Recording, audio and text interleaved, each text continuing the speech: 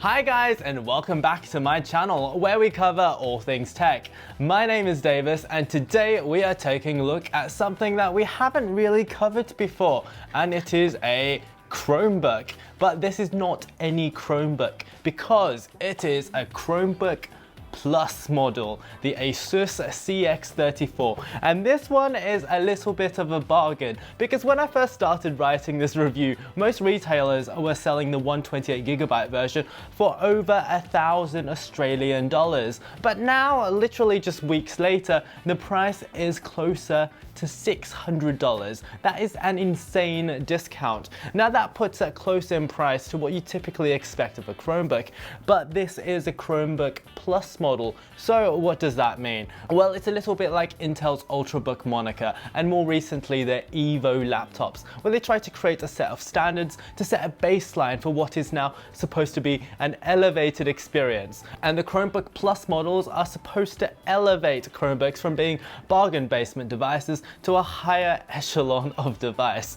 According to Google, they are a new category of Chromebook that offers powerful specs and advanced apps for productivity and creativity. So that means that they need at least an Intel i3 12th generation or AMD Ryzen 3 500 series or above, which are both reasonably powerful processors. They also need at least 8GB of RAM, which I would say is the bare minimum in this day and age, and also at least 128GB of storage, and also at least a full HD IPS display. And since Google announced this new category at the end of last year, tons of options have flooded the market from brands like HP, Samsung, and of course this one, which is ASUS. Prices are anywhere from around 500 to 1500 Australian dollars, so there is definitely a good range there. But are these new Chromebook Plus laptops now powerful enough to be your primary laptop? Has Chrome OS finally made it to the mainstream? Well, in this video, not only am I going to review the CX34, but we are also going to take a look at how suited it is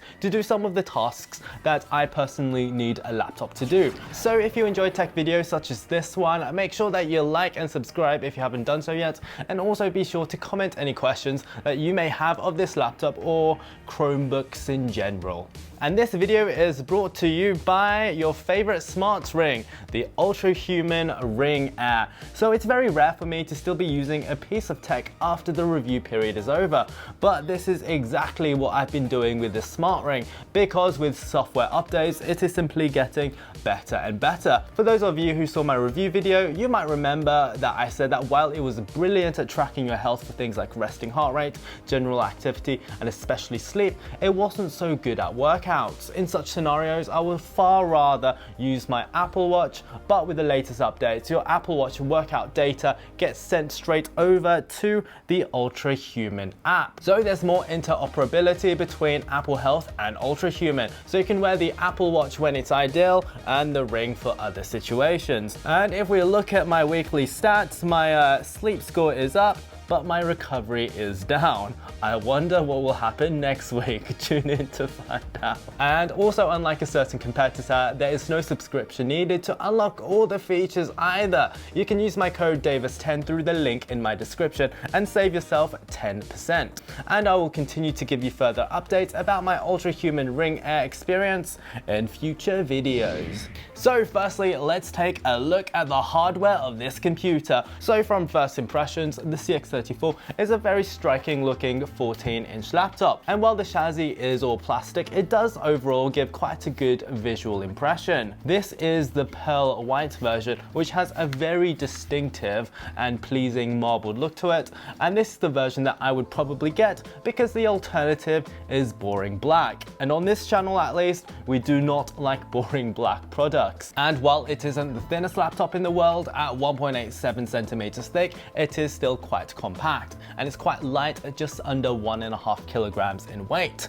And the design is overall quite pleasing. It's got a very minimal lid with a relatively angular design, and when you open it up, I do like how the hinge is designed in a way that it lifts the laptop up for better ergonomics and also slightly better cooling. The keyboard is also rather MacBook-like in design almost, and it's quite nice to look at. It does feel a little bit cheap when you use it. It doesn't have the most positive action. However, it is at least backlit, which is very impressive for the price. There's also a large trackpad that's a dive board mechanism, unfortunately, and while it isn't the most responsive thing in the world, it does take a lot of effort to press down as well, but it does react very well to multi-touch gestures like so. So the laptop definitely looks great for what is essentially a 600 Australian dollar device now, but what is perhaps slightly less impressive is the build quality. The materials just have a distinct sense of flimsiness to them, and there is definitely a little bit of flex in the chassis when you type. While this isn't the end of the world, the build quality does betray the budget price of this computer. The port situation, on the other hand, is pretty good. On the left, we do have a single USB-C port that accepts power, and it does charge with a rather nice 45-watt USB-C power adapter as well. But I do wish that it was white. And what this means though, that the laptop is also really good for charging with the USB-C power bank for when you're working on the go. And on the other side, there is also another USB-C port. I believe it's also USB 3.2 speeds. It's got an HDMI 1.4 port and also two USB 3.2A ports, which is great to see, as sometimes you just see a USB 2 speeds on laptops this price. And there is also a lovely headphone jack. The only missing port that I would like to see is an SD card slot, but as Chromebooks are made more to be cloud-based devices, this is understandable. However, what impressed me most with this hardware, at least, is probably the screen. It's a full HD IPS unit, which does mean that it is reasonably sharp, if not retina. The viewing angles are very good being IPS, and the overall matteness of it means that while it isn't especially bright at 250 nits, you can still use it outside, as reflections are fairly well taken care of. My only real issue with the screen is that it is a 16:9 aspect ratio, which means that there is not a lot of vertical space to work with, but some people I'm sure might see that as nitpicking. I believe that you can also get a version of this computer with a touchscreen, but alas, this one doesn't have that. Another thing I like about this computer is the webcam, which is pretty good. As with all Chromebook Plus models, it is 1080p, and you've also got a physical cover for the paranoid. And what I especially love is that being a Chromebook, you can run Android apps. We'll get more into this later, and that means that you can use apps like Instagram, so you can do your Instagram stories or your Instagram lives straight from your Chromebook, which is absolutely fantastic. So the hardware design of this computer is pretty good, especially considering the price. But what is inside? Well, the great thing with the Chromebook Plus is that you are not limited to base spec Celeron or, God forbid, Atom processors. Instead, on this laptop at least, we've got a choice of mainline Intel Mobile i chips. So while you can spec this up with the 12th generation i7, this is a slightly more reasonable Core i5, and I feel like that this is the version you should get, because there is more than enough performance for Chromebooky activities, and battery life is also excellent. So this one has a Core i5 1235U rated for up to 3.34 gigahertz, which is a lot, 8 gigabytes of RAM and 256 gigabytes of storage, and that is pretty good middle of the line specifications. And for those who are interested, while Geekbench does not run natively on Chrome OS, you can run an emulated version of the Android app, and here are the results. So we got a single core of 1714 and also a multi-core of 5054, and obviously take these results with a pinch of salt, but the single core at least is quite impressive. And despite these relatively good results, battery life, despite just having a relatively small 3-cell 50-ish watt-hour unit, actually has been pretty fantastic. In typical use, 10 hours is not out of the question, and when pushed, 5-6 hours is still possible. This is way better than a lot of Windows-based laptops, especially at this price point. So you now know about the hardware, and now we get to the slightly more interesting part of this test. What is Chrome OS actually like to use? So Chrome OS has been around for a long time now, and my first impressions of it over 10 years ago now, I believe, was that while it is a nicely designed operating system that looks rather modern, it was relatively limited in what you could do, as essentially it was just a web browser and you couldn't really run any native apps. The only games that you could run on it, for instance, were the browser versions of titles like Angry Birds, or in this case, Doodle Jump, which still works rather well all of these years later. I mean, I could play this for hours. However, that meant advanced use cases like video editing, let's say, were completely out of the question. But things have changed a lot in 10 years, because not only are there a number of native apps now, so you don't need to be connected to the internet the entire time, but you can also run Android apps. And that really opens the Chromebook up to a whole new world of use cases. But first things first, I would just like to comment about how nicely laid out and also how familiar the OS is to use, despite me not having used it in years. So I believe, and this is not a controversial take at all, but Chrome OS is a very, very pretty operating system. It's got a really nice Google material design look to it. It's really clean and really slick. I just love the round icons that are on the taskbar. I especially love the app drawer on the bottom corner over here. It provides really quick access to all of your apps. They're not hidden anywhere. And also the notifications are probably better than both Windows and Mac. They just appear over here. And as you can see, I don't have many right now, and they are easy to clear too. And the control panel as well, with all of your settings, looks great and is pretty familiar if you are familiar with a recent version of Android. And I also especially love how the screensavers look like what you essentially find on an Android TV. You get a lovely slideshow of images, and you also get the time and weather in the corner over here. I just love having this laptop on in the background like you would have sort of an Android TV. But not only does this OS look nice, but there are some unexpected, rather powerful features as well. For example, it was a bit of a surprise to me when I discovered that you can have multiple desktops on this thing. I mean, look at that. Here's my first desktop, and I just swipe over, and here's my second one, and I can add another one here. And you can also swipe through them with the same gesture that you use in both Mac and Windows. Although I must add that the gesture is in the reverse direction for some reason, which took a while to get used to. And if you like the way that an iPhone connects to a Mac, you will also adore how the Chromebook connects to an Android phone, like this tank phone over here, because I sold my Galaxy. Because not only are you able to access all of your Google files that are shared in the cloud, like your photos and documents like so, but you can also share things like your mobile hotspot, see how much reception you've got on your phone, share your notifications, and you can even unlock your Chromebook with your phone. I'm just looking over here, for instance, you can see that I've got half battery on my tank phone over here. I can locate the phone as well if I've lost it.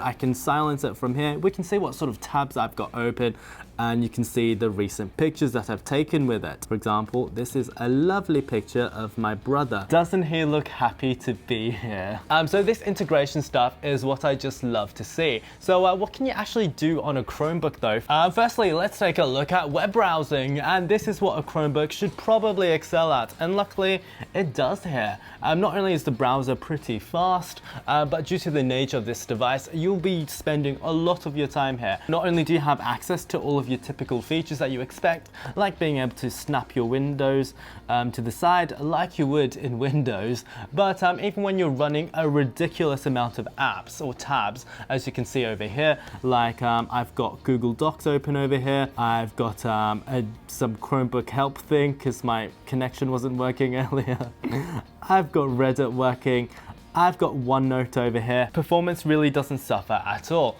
But also here's a cool thing. All of the sort of social media things that you would typically do in a browser when you're using a desktop because you don't have a native app like Instagram, Facebook, like Twitter, well, you can just download the Android apps here and have notifications appear natively. For example, I've absolutely loved using Instagram like I typically would on my phone. I can browse people's profiles with ease, and like I showed before, you can post here just like you would on a phone.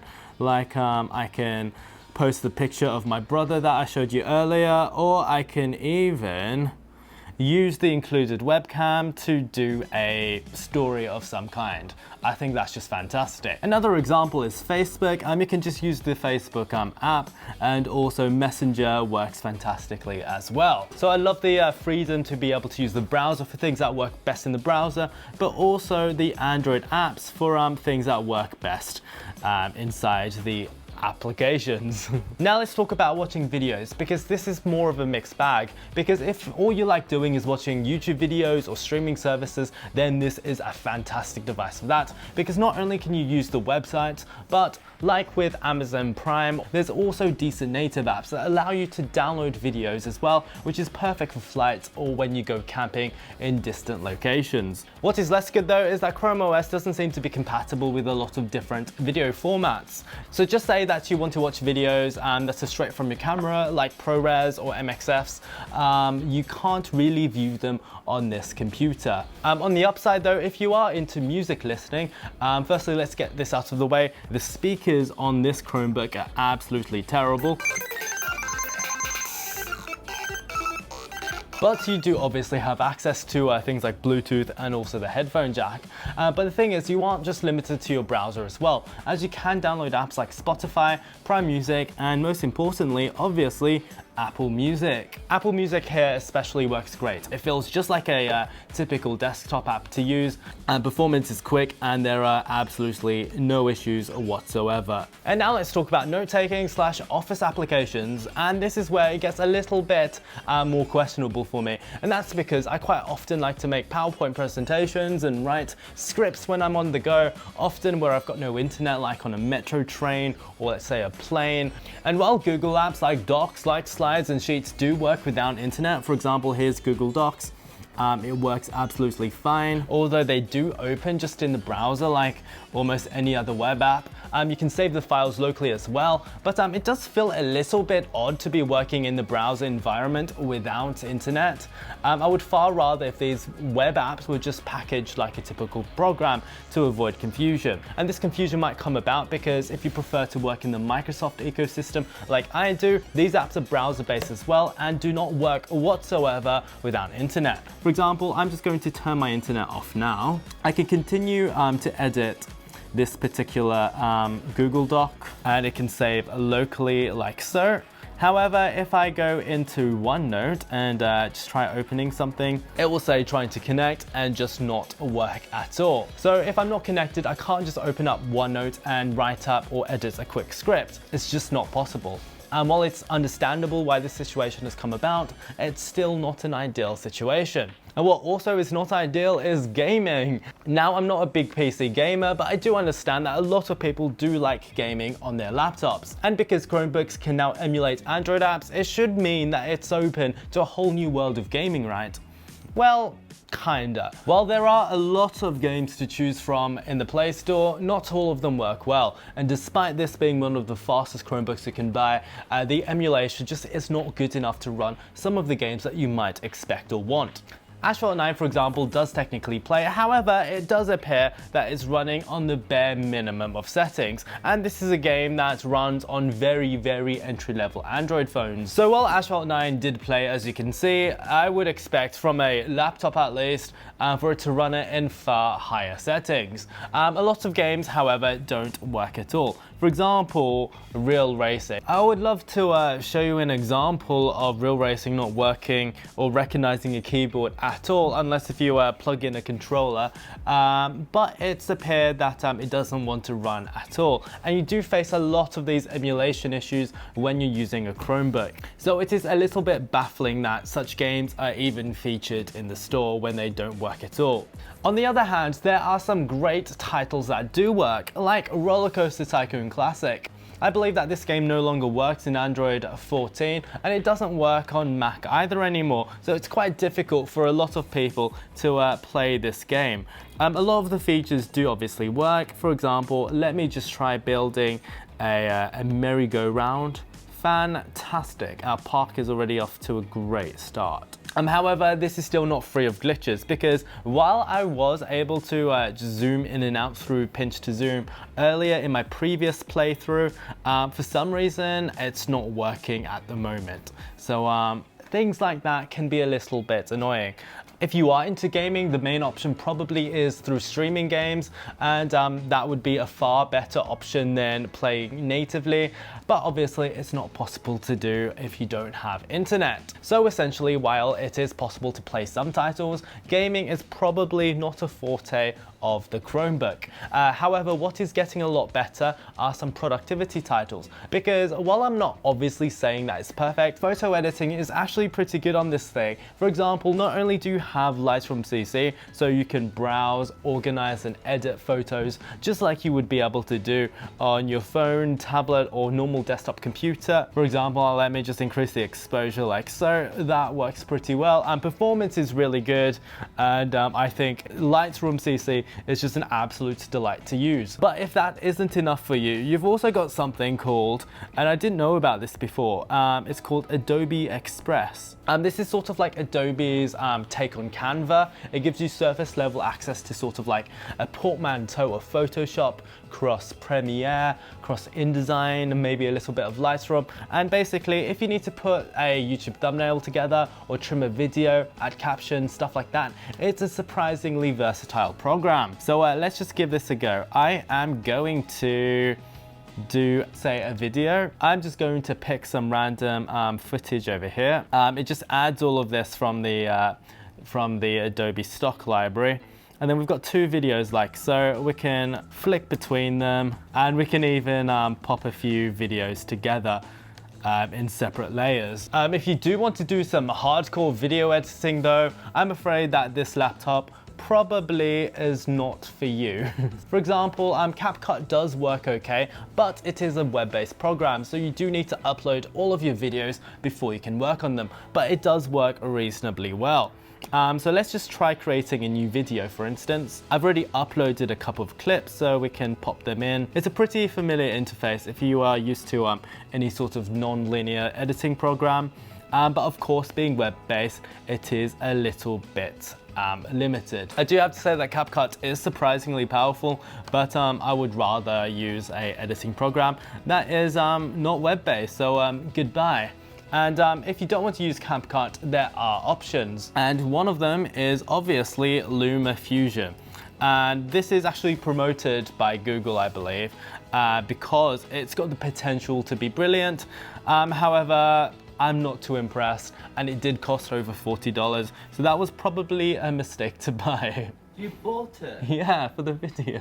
Oh my God. To be honest, while this has great potential, I found it almost unusable for my particular workflow. Not only is it compatible with basically none of the files that I typically work with, it refused to read my MXFs, it didn't even read my H.264 files that I exported for YouTube from Final Cut, but as you can see here, performance is just not very good at all. Here are some videos that I took from my Meta glasses, so hardly high quality stuff at all, and it should be able to be edited in just about any video editing program. However, as we can see here, it just when I drag it into the timeline, it's just not compatible whatsoever. The only file that was compatible is literally one of my Instagram stories that I accidentally uploaded, and even then performance is just absolutely woeful. I would say that this was definitely a complete waste of money. Don't get LumaFusion. My brother's just commented that he's bought LumaFusion as well for what OS? The iPad. For the iPad, and it was just as terrible. For quick edits, I would say definitely just use CapCut or something like that. And unless if you do know that your files will be compatible with LumaFusion, I would just say avoid it. And it's also a little bit disappointing how there is no trial version as well. So in conclusion, has the Chromebook Plus category changed Chromebooks for me? In short, not really. I believe that after my usage that while the Chromebook Pluses are definitely nicer Chromebooks, it doesn't fundamentally change what they can do and who they are aimed at. If Google really wanted to make Chromebook Pluses for a whole new category of users, they should have been far more ambitious with their hardware requirements. But that does not mean that this is a bad computer at all, because the ASUS CX34 is a fantastic option for those who want to stay within the Google ecosystem and need a nice budget laptop to watch videos, to browse the web, and to use Office applications, especially Google Docs and Google Slides, not the Microsoft ones. It is also pretty good at creating photo-based social media content because Lightroom works fantastically, and you've also got Adobe Express. And when matched with a very competitive price, nice hardware design, and super long battery life, this is definitely a computer that I can recommend. Thank you for watching this video, and if you've got any further questions about the CX34 or Chromebook Pluses in general, feel free to ask them down in the comments, and if you haven't done so yet, a like and a subscribe would also be very much appreciated. And until next time, toodaloo.